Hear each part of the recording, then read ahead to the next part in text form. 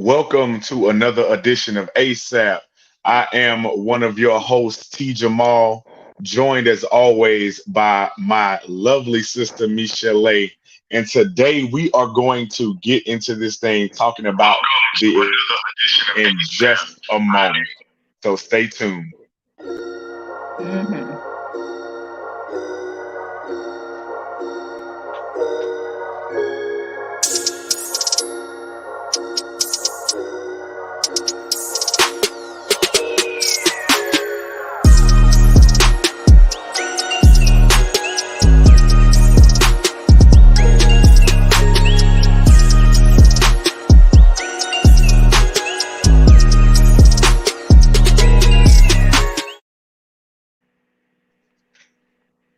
So, like I said, again, we are back with ASAP, which is the African Social Activism Playbook. And we have so much to talk about today. How you doing, sis? I'm doing all right. I'm feeling much better than these past couple days, the anticipation, everything. And but I'm feeling all right now.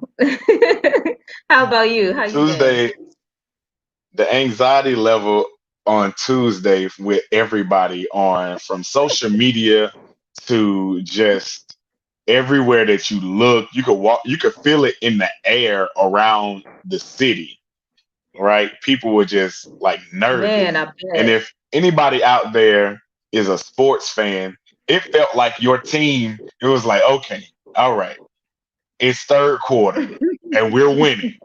Can the game just go off now? And it's like, it Right. was that type of edge of your seat. Okay, what's going to happen? So Right. I am, what are your overall, first of all, let's do our check-in. How have you been? It has been a good little minute since we've been able to do ASAP. And to those of you guys who are our loyal listeners, we apologize for being gone so long. It's Yeah. just, you know how life is. It does what it does. Right. So, Life. but we're back, Hmm. right? Yes. Life struck and we listened and now we're back. So, Right. how have you Exactly. been? Oh man, I mean, like you said, life. It's been a few ups and downs, but overall I've been pretty productive in this time that we've had. So it hasn't necessarily been downtime for me. I've been very productive. I've gotten a lot of different things done and a lot of things in the process. Um, but then, I had some other little challenges. I didn't had a little man, I had to go to the hospital a couple of days because I had ate some dairy and I haven't been used to eating dairy for a while. And it landed me in the hospital. I was like, hold up. I ain't had to, go up there for nothing in a long time. So Right. I'm on a fast today. I had to go yesterday actually. So yeah, I've been sipping my ginger tea all day and water. So I'm like, look, I gotta Yeah. listen to my body now. Exactly. And we all do. We got to listen to, our body on a mental level and physically. And, Hmm. I remember the first time I heard Tupac say we got to change the way we eat. I was like, what does that even mean? What is he talking about? Hmm. I was Right, like, right. okay, now I Man, understand. So, Pac, yeah, we Pac definitely got to was a take care of prophet, man. ourselves. Pac was a prophet. Yeah, yeah, Yeah, definitely. man. So, as for me, like I said, it's been life. And, the night job that I had to go get started to kind of wear down on me. My age started to show, and me working over, at night and then try to get up in the morning, it was like I just had to kind of get back physically ready, and then the mental aspect of it was taxing as well. But Right. all is well. And speaking of hospitals, I've been spending a lot of time at hospitals myself. Yeah. Just being a supportive husband. So those things can weigh on you mentally as well. But we are back. So Yeah. the last time we spoke and the last time we did the show, we were leading up to our countdown of the election to make sure that people understood that Yes. it's more than just about a vote. It's more, your constituency Hmm. goes beyond the vote, but also the importance of the vote. The importance of, Hmm. it's not just as Black people, we're telling our people to vote because, only because our ancestors died. It's Right. because you are a citizen of this country and you have to make your voice heard, even if you don't fully understand the process. You cannot Right. complain if you don't do what you can do, right? Sitting out, Exactly. sitting this thing out doesn't make any sense. And I've heard Right. arguments, so many people on social media saying that, just proudly not voting. And Yeah. here's the thing is, and we've said this um the last time, it didn't really matter who won. We have to have our agenda. However, if the person with the blue colors win, we have a better chance at convincing them to move toward our agenda. We have a better Right. chance of holding them accountable because our votes got them elected. And we're definitely going to talk about Right. that in just a minute. And those of us, So, exactly. And those of us even within the system, right? Like who, because a lot of us do identify, a lot of our Black politicians, do identify with with the Democratic Party. And so they are working within the system. So really you talking about, like holding our own people accountable, doing what we need to do for ourselves. It's not about the candidate. It's not about, helping out, white liberal folks. It's not about them. Like, and that's what I've appreciated seeing about a lot of these campaigns that's been going around different cities and states where I've seen, I was just watching one today, a voting campaign that's been going around, and they had on t-shirts that said, "It's about us." And I was like, I was like, I'm so glad that they are making that statement as they're going around getting more people to register to vote and explaining that, this is not about them. It's not about picking your oppressor, as I've seen a lot of people express. Like, like you just want to, pick the white man that you want to, that's going to rule over you. It's not about that. We're talking about what we need to do for ourselves. If we know that we're under somebody who right. will block everything that's going to help you progress, then you need to get them out. You need to be able, think defense. I like to say, like, the example I've been using is like, you wouldn't walk into a boxing ring with your gloves down. You have to at least defend yourself, right? Like Hmm. that's your first move. That's your first position, is to put your hands up to block yourself from the hits. They're constantly swinging. We Right. know that we are an enemy of the state, right? By our position historically in this country, in that country, because I ain't there right now, but historically our position is that we are, you know what I mean? Like, they're continuously hitting at us. What sense does it make to forfeit? Like, you just gonna get beat up because you're Exactly. still in And the that's ring. exactly what it Somebody's is. still swinging at you. That's exactly You what it gonna is. get It's a your, forfeit. you gonna get knocked out. Exactly. You gonna get You knocked out didn't if you don't show at up to least block play. yourself. Right. Hmm. Yep. So, I mean, man, So, I mean, I've been engaged in all kind of conversations, but I'm trying to help people understand, as we have been doing, like you said, leading up to the elections, all the research that we did, all the information we try to present, and other mhm. people, being active and convincing folks. It's just like, it does get a little tiring hearing like the same excuses without putting it into context, without reasoning with why, and only thinking about, well, why are you doing it? This system, it doesn't matter. It does matter. It's just so many different Yep. factors involved.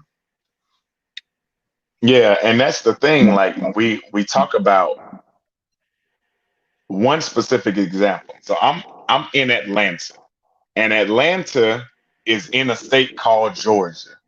For those of you who are familiar with it, Georgia has been Republican guaranteed red has never ever in my lifetime, and me looking back, I don't think ever has been a swing state, anything of the such. It was just a guarantee. And at a point when you start to learn about the electoral college, I understood how people started to feel like, does my vote even really matter in Georgia on the federal side? Like Right. on the presidential election, my little vote from Fulton County, from DeKalb County, from Cobb County, from Clayton County, from the Atlanta metro area, we the only blue standing element in the state primarily. So are Right. we really even making a difference when we're getting blown out by everywhere Right. else in the state? Right. And what we've seen is there are more Black people and there are more free minded thinking people in the state that voter suppression being real has stopped a lot of them from being able to vote. So, like, one of the things Exactly. about being in Atlanta is that we are a metropolitan. We're a metropolis. So we have access to early voting. We have access to, easy access to multiple, DMVs or DDSs to get IDs, multiple ways to register to vote in person, online, good internet service. These are things that we don't think about. If you live in deep Right. South Georgia, if you look at the coverage map of some a company as big as Verizon, who loves Hmm. to brag about their coverage, there are huge gaping gray spots in a lot of states outside of the big cities, which means they don't have that much coverage. It's the same thing with internet service providers as well. They don't have that much service. So you can be in your big city thinking that, oh, we live in the United States, you can just go online. Not everybody. That's how Right. voter suppression Right. can work in 2020, because not everybody has access to all of the technological advances that exist in the world, even in the Right. United States. Yeah. So people going to your county got one DMV, and they tripping on you and they won't let you get your ID, or you got one place to go to register to vote and they're giving you the runaround and making it extra difficult, and you already were on the, you don't feel very passionate about either candidate, or you're on the fringe about voting anyway. You get one obstacle in the way, you're just gonna be like, man, whatever, I'm gonna go home. Exactly. Exactly. Right. Georgia is light blue right now, and it's only light blue because they haven't already given it to Joe Biden. This is the first time in my lifetime, Hmm. I believe in my parents' lifetime, that Georgia is about to be Democratic on the presidential election, which means that your vote counts. Right. And And we got look to, at the everybody's work of giving the Stacey people. Look Abrams credit. Right, right. That's I was just about to mention though, like looking at the work of people, and just the spirit of people have been lifted, understanding, like, they're taking the initiative and just really being persistent in this race. Like, because we see, like, I mean, we're gonna talk about this a lot more, like the reasons why, the motivation behind a lot of people voting. But like, it's not impossible. Like what you're Mm-hmm. saying right now, people needed to see, and that's why I find this a very exciting time. I think it's very important, monumental, because it shows the power, it shows us, right, being able to see the power that we have as a collective. It's not, we didn't rally, Yep. we're not rallying. If you talk to the majority of Black people that voted, right, believing in the system, period, or Mm-hmm. believing in participating in the system, we're not gung-ho about the candidate. Like, we're not talking Right. about, like, oh, yes, Biden, that's my favorite man. We are not excited about them. We're talking about us and what we need to do. And so I think this is important for Exactly. us to see the power that we can have collectively. And that's why it's so important to me. It's like, forget all that whole thing about, rooting for the candidate. It's not about them. It's about us. Mm-mm. Yep. Again. And this is going to be the theme of, anytime we talk about politics, we, the constituents, are the puppeteers. If we wait Right. for them to create an agenda for us, we are moving backwards, which is why I, which is why we are creating ASAP, the social activism playbook, Right. the physical form of it, which is still Mhm. on the way, which right now the timeline looks like we'll have it before the end of 2020. And Michelee and I are going to start working hard on it because one of the things that I want people to understand is it looks like Joe Biden is going to win, correct? That's how it looks. Mhm. And why are we excited about that? We're not excited, like you said, about the candidate. We're excited about somebody who actually understands how the system works and going back to politics. So now we can play the game as the rules were written. And Right. now what the rules dictate is if we have enough people, if we have enough funds, and we have a plan, we can get what we want done. And I believe we can get it Mm. done with them. It doesn't mean just because the person you voted for won, now you sit on your hands and you just chill and smile. Right. No, Right. this is the beginning. This is the commencement. This is when the Even work starts. I want to say even on some I've seen a lot of comments on, and I even shared one that's saying like well, the Democrats or Biden Harris or whoever, like they owe us, black people who carried this election, they owe us everything. Like, yes, they owe us, and we're gonna hold them accountable, but that doesn't mean that they're gonna do Exactly. everything for us. Even for the black man that we had in office, a big misconception was that we just, our job is just to go take a few minutes to go up there and cast our vote, or a few hours, however long it took, people to vote, and then that was enough on Hmm. our part to get everything that we need and want. It is our responsibility, it's our duty as the citizens to participate, to press these issues when we need to show up for people who are supposed to be our representatives, to get behind them in numbers and and do all this stuff. We have to do that. It's not, Yep. we can't, like it says, sit on our hands. Like, it makes no sense. So I'm excited because I feel that a lot of people have gotten that message this time around. And I think we still have a lot of work to do. I know for me and a lot of people on my timeline and people that I know, we have a lot of work to do still, because it's been some, I mean, even getting disrespectful in a way for some people, accusing those of us who see the importance of voting and participating.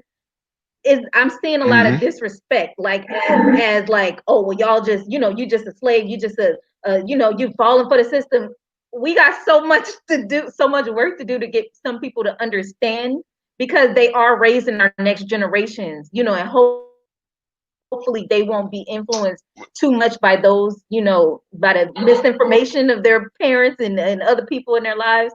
So like my personal what I'm taking on is I'm aiming for the babies. Like, let's try to get a lot of political education and push this civics and this information on the next generations coming up, because they will be, like the youth is always going to carry it even more, push it even more. So yeah. Yeah, because the first election I remember paying close attention to was Clinton versus Dole. Like, I remember Bill Mm. Clinton versus Bob Dole, and I had to be like, I don't know, fourth grade, fourth or fifth grade, somewhere around there. What was that, 98? So yeah, fourth grade. I was in fourth grade when Clinton ran against Bob Dole. And my teacher was just talking about it in class. None of us could vote. We couldn't really do anything about what was going to happen, but we were following along. And it got us into a place of being able Right. to pay attention and talk intelligently about the candidates and what was going on, even Mm. knowing who they were. Like, I didn't Right. know, who George H.W. Bush ran against. I think he became president in the year after I was born. So, like, Right. I'm just sitting there, you know what I mean? And so It was just important for them. It's important, like you said, to speak to the youth, but to also not undervalue their comprehension, to not Right. undervalue what they can Right. understand at whatever age. They Right. can get it. Exactly. They can speak intelligently. They'll surprise you. If you talk goo goo gaga to a baby, you're gonna stunt their growth. If you Exactly. talk to them in Exactly. whatever language you speak, they will be speaking much faster. I want to bring something else up though about us being the puppeteers and the politicians being the puppets. You have people who are Right. still upset at Ice Cube, and Mm. people Oh, we didn't even get to talk about that misunderstood. after the fact. Right. Oh my God. There are people there are people who drastically misunderstood what Ice Cube is doing. Ice Cube has not endorsed either party, any candidate. Ice Cube is saying that Right. even if the Dems won, we still need the Mm-hmm. Republicans who are going to still be in Congress to come. Right. This is a bipartisan issue. The Black agenda is a bipartisan issue. Right. And we need both We parties to shouldn't see have the allegiance to benefits either of our side. advancement. Right. Right. So even though he met with not Donald Trump himself, there's no photo of Ice Cube and Trump. There is no Ice Cube wearing red or a MAGA hat. Ice Cube Right. has never said a Right. positive word about Donald Trump, the man. Ice Cube said, I Ever. have a contract with Black America, and I am willing to speak to whoever is willing to speak Mm-hmm. to me about implementing elements of this plan. That's it. Right. Period. Mm-hmm. That's the end of it. There's Right. no Whoever ellipses. is There's elected, no whoever is in comma. office. Right. Mhm. That's the end of his intention. Now, if you take that and you know, pervert it and you try to make Ice Cube Lil Wayne, or you try to make Ice Right. Cube 50 Cent, or you 50 try to make Cent. Ice Yeah. Cube Kanye West, you're not listening. And it seems like you're intentionally not listening. And that's a part of what we're doing here is understanding how the game works. So a lot of these issues, when you have a bill and you see, oh man, that bill did this. I thought the bill was supposed to be for this. And then you look into it and you read all these little amendments and riders and all these other elements. That's because both parties have to agree to approve it. Right. And so Exactly. we have Exactly.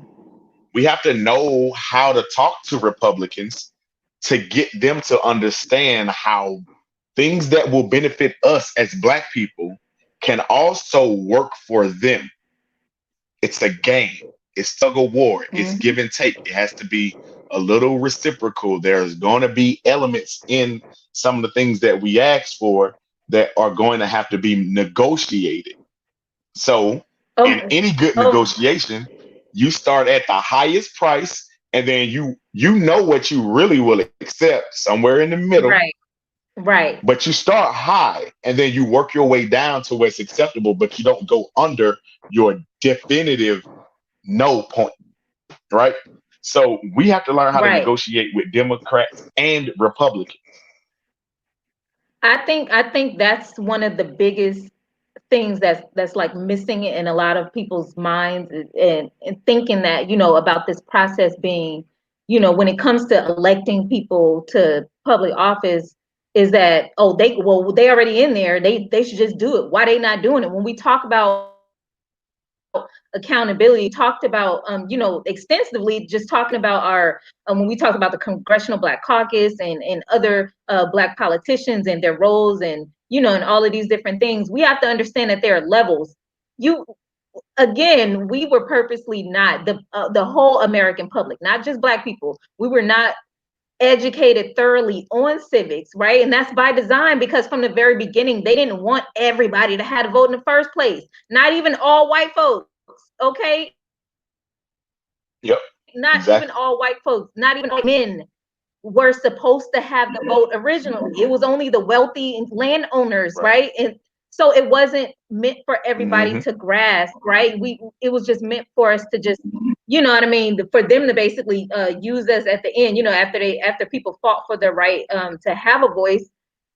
It, you know, basically how it went Right. on was that, you know, well, okay, well, since they can vote, let's just try to, you know, just shovel them in, you know, get us on their get them on our sides, you know. But we have to understand, again, like you said, we are the puppeteers. We have to understand that role, and the system is set up for us, and that's why it's so, like, it's set up, the tools are there, right? It wasn't meant Yep. for us, but we have access to the tools now. If you sit up there and you Yeah. let the hammer sit there on the table, and you like, oh, well, this hammer don't work, this hammer don't work, well, it don't work, it don't matter. Yep. You ain't even picked it up yet. You gotta pick it up, you gotta swing it, you gotta aim it at the Exactly. right spot and hit it. You ain't using it right. You can't say that it don't work if you ain't even trying to use it. So that's the thing, is that we It's just all have like access now. Like, thankfully, you know, for our ancestors, elders who fought for us to have that right in the, you know, in the access to that tool. Who are we to sit up here and not even pick it up because we think right. that it don't, we ain't even trying. Like, you know, if you're not even, I'm talking about like those of us who are not participating, we're not trying. So when you do pick it up Mm-hmm. and you at least try, right? Now you're making an effort. That doesn't mean that you're going to hit the nail on the head every time.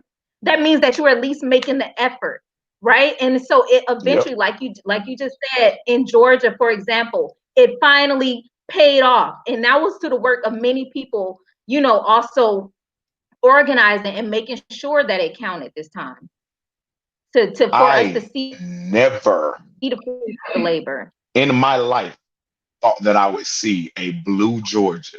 Never in my life. Woo. And I never felt like, I always felt like, does my presidential vote really count? I'm going to do it anyway. But Right, it's right. Georgia. I live in Atlanta. Like Atlanta and Georgia, I've always tried to explain this to people. Atlanta and Right, Georgia physically, physically are technically the same, you know, entity. But like politically right. and socially, it's almost like Atlanta has never seen Georgia. You know what I mean? Like Boy. you go outside of 285 and you just feel like, okay, where am I? So the point, because I remember I saw all those counties turning blue, right? Of course, we knew Fulton and DeKalb, but then you know Gwinnett and Cobb can kind of teeter.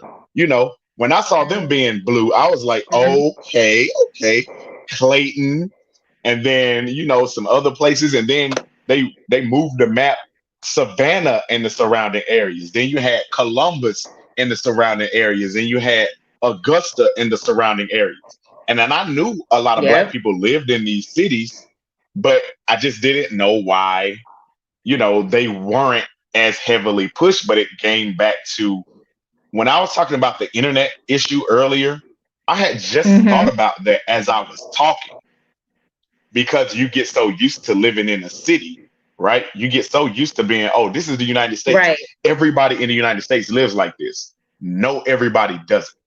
Yeah. And like the coverage map At just popped all. into At my all. brain. Like not everybody has the same thing.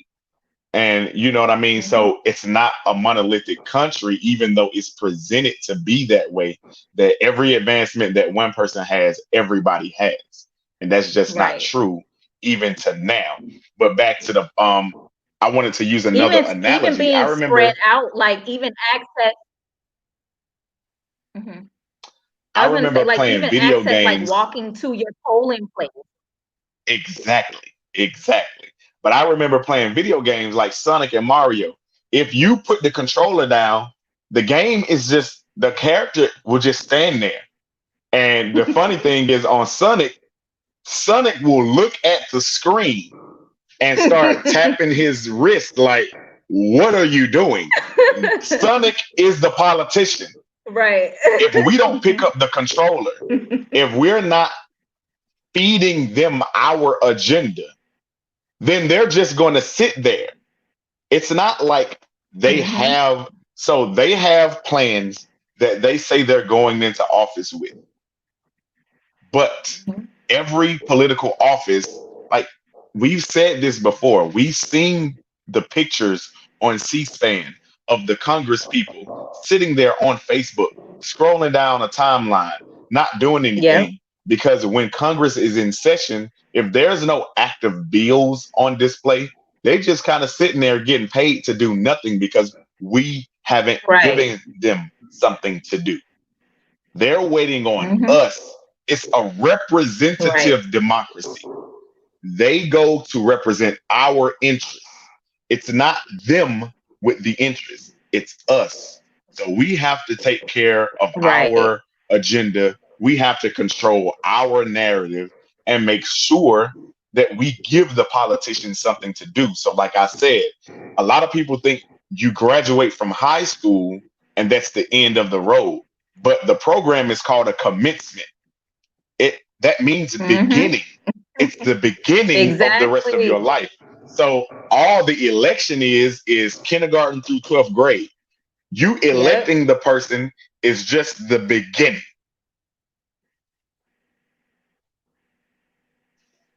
I'm so glad you said that.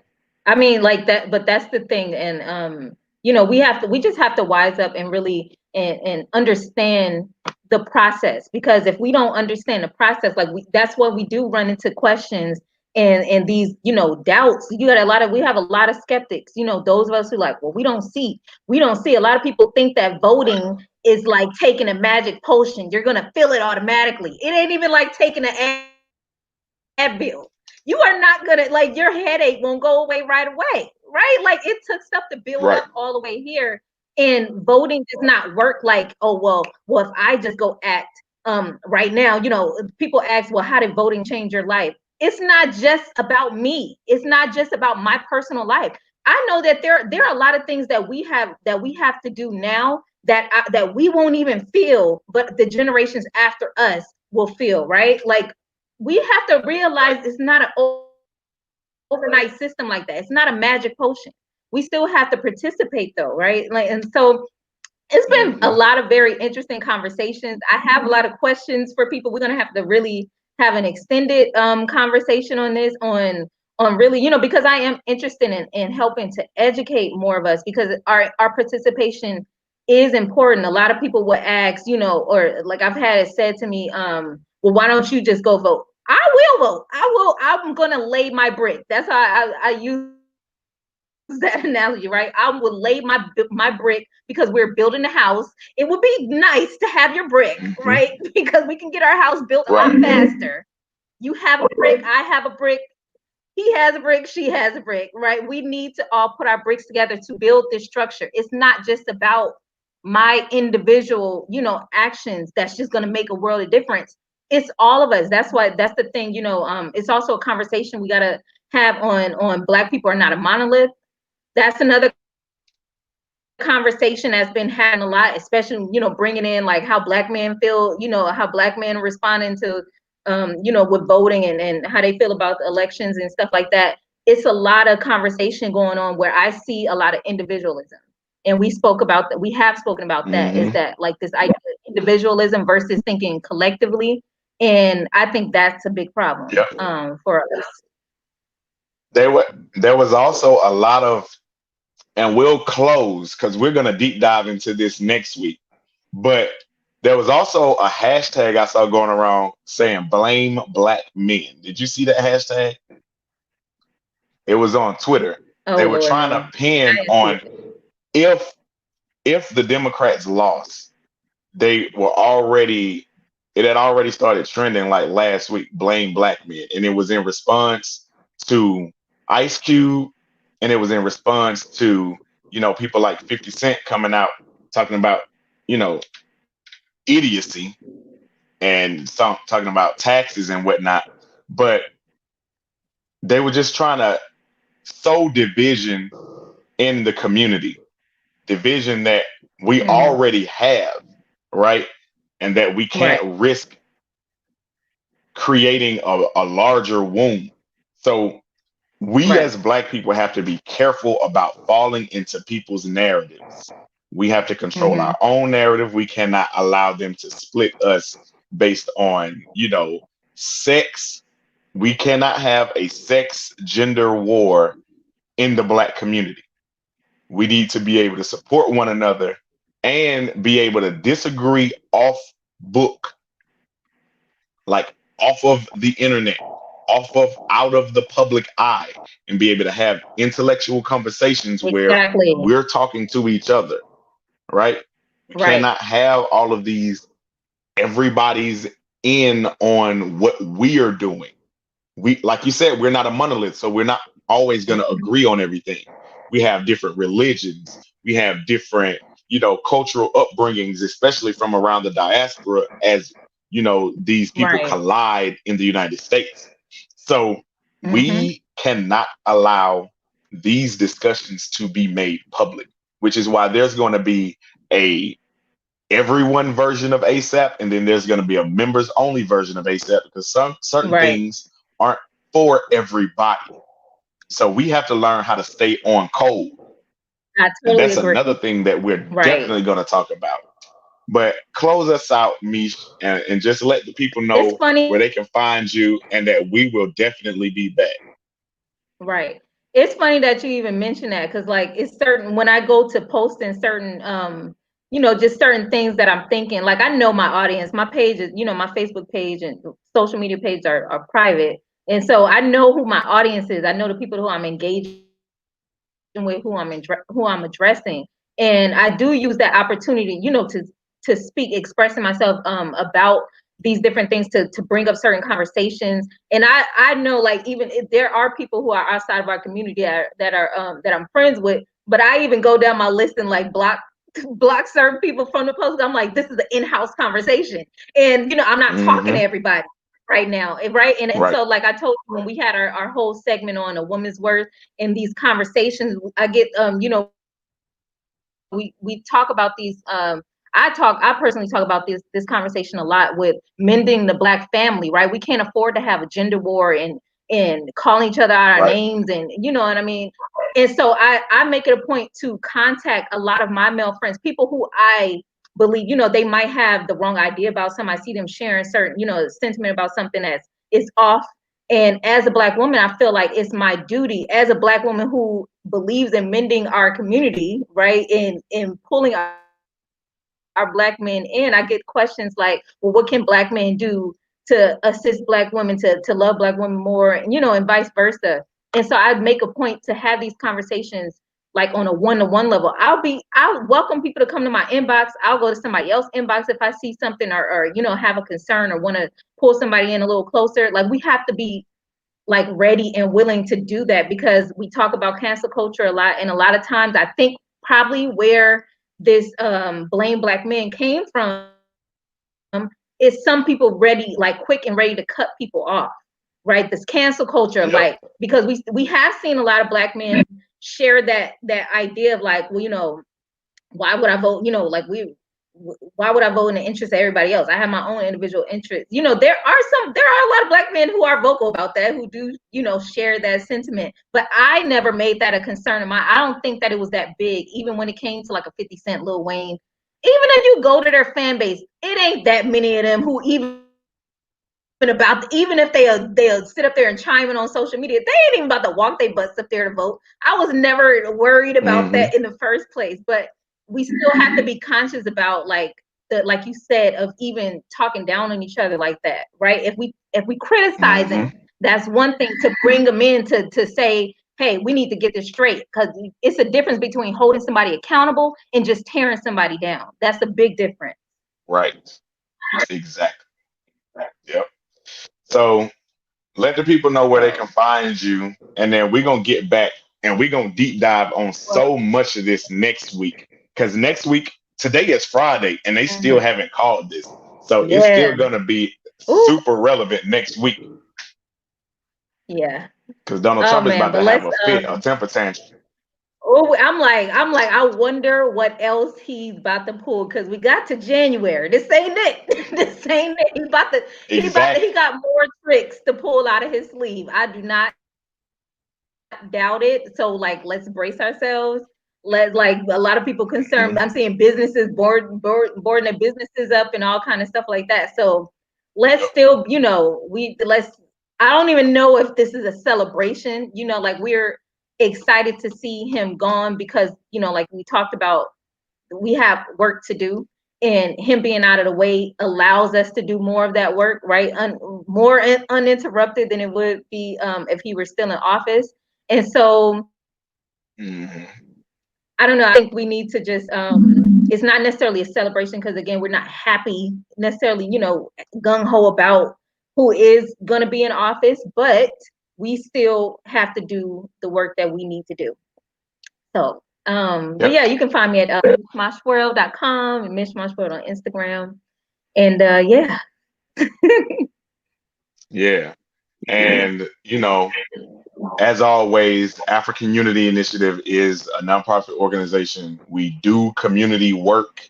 We build up economic stability in the communities where we are, and there are so many things that we are about to continue to do. So please go visit africanunity.us to support us. Follow us on all social medias. Like, comment, subscribe to this video. Share it to your social media networks, and just make sure that you guys stay tuned for so much more that's happening. Go ahead. And yes, please, please, please, if you have, I'm because again, I want to hear more like input from those because I wonder if there is a plan. And again, we do need to have some of these conversations more privately, right? Like off of social media, off of on Hmm. these public platforms. But just if we can briefly just see whether or not people have a plan, or they're just saying, well, I just don't believe in participating, I'm not going to participate. Do you have a plan? Is there something else you think is better, what I mean, that doesn't involve, Right. any of this? What's the So alternative? I mean, let's get ready for it. Exactly. Let's get ready for these conversations. And see, by the time we meet again, we'll have results. So I mean, I'm excited. Exactly. So yeah, let's get into this conversation, y'all. 'Cause I'm Yeah. excited to do the work. So am I.